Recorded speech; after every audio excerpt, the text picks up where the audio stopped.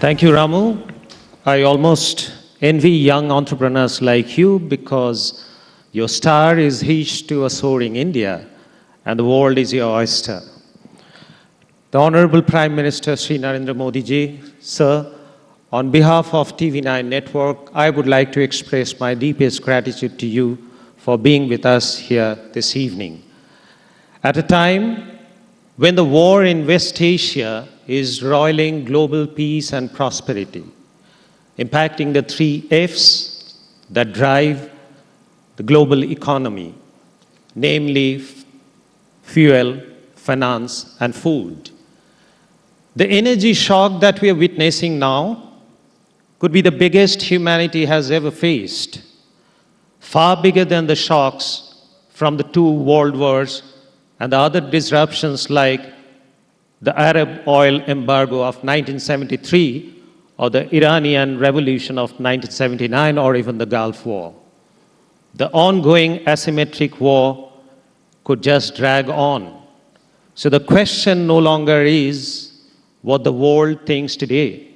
The question is also what India thinks today when the world is uncertain.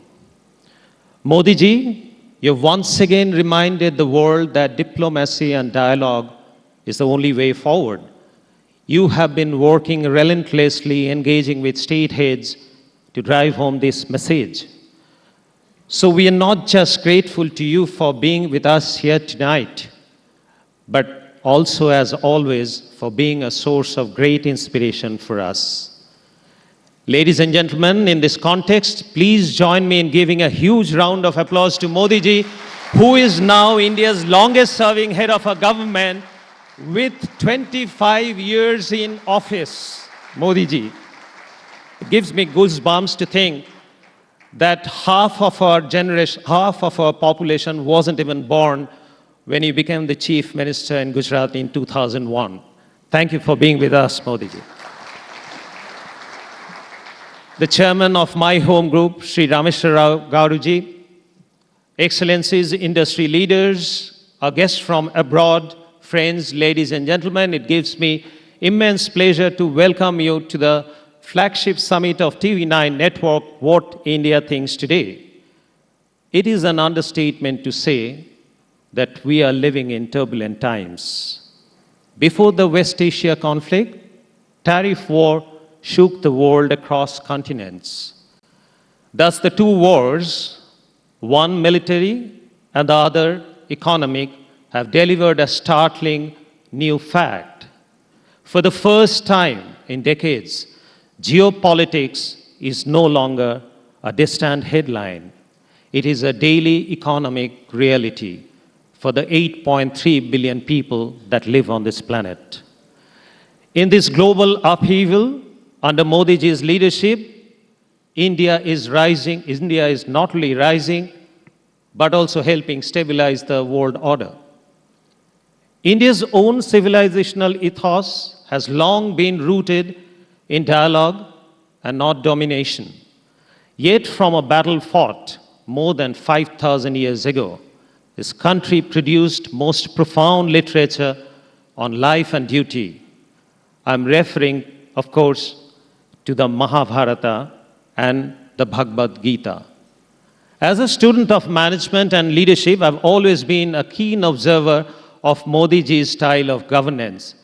And for my own ease of understanding, I like to develop them in some sort of formulas. Earlier, on this forum, I've talked about three Modi mantras, namely return on governance, Modi multiplier effect, and CDR, or citizen DNA reset. I also spoke about how Modi ji's India First approach has never meant India only. With the world today resembling a Kurukshetra in many ways, I see a new Modi mantra at play in his engagement with the world at large. The new Modi mantra, as I humbly see it, is Samabuddhi. On the battlefield of Kurukshetra, this Samabuddhi was the core advice given by Lord Krishna to Arjuna. Samabuddhi is not about treating everyone equally, but equitably. It is the ability to engage with all sides without losing one's center. When I look at India's insistence on strategic autonomy and multi-alignment as spelled out in the 5 A's of foreign policy, which are Samman, Sangvad, Sahyog, Shanti and Samriddhi, I see Samabuddhi in action.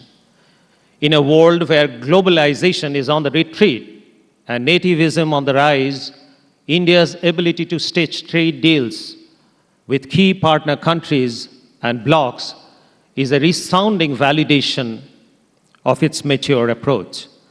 After all, in an age where one missile can disrupt global peace, peace is no longer an ideal, it is an economic necessity.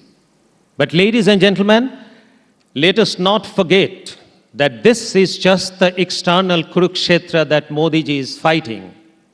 Within India, the set of challenges is no less of a battle. Broadly to my mind, these challenges are 1, poverty and inclusivity, 2, economic and infrastructure development, 3, sustainability and green energy, and 4, leveraging new age technology, particularly AI. On all these counts, India's transformation over the last 12 years under Modi ji's leadership has been truly remarkable. We have no doubt that India is well on track to achieve its dream of Viksit Bharat by 2047. The evidence of it is visible in every step of the way in various milestones that we are achieving. The task of transforming a country of 1.4 billion people is a daunting one. In my lifetime, there is no other leader who has dared to set BHAGs or big, hairy, audacious goal for a country and executed on them the way Prime Minister Modi has. Of course, democracy demands differences of opinion. Democracy thrives on debate, but democracy must always remain anchored in national interest. Despite these challenges, ladies and gentlemen, India is in a way at the epicenter of the emerging world order. And hence, our summit theme this year is India and the world. Modi ji, if what India thinks today is not only relevant, but also shapes the global narrative, it is because of your vision and leadership. When the world is searching for balance, and when India's voice carries greater weight than ever before, it is time to hear from the leader shaping that voice.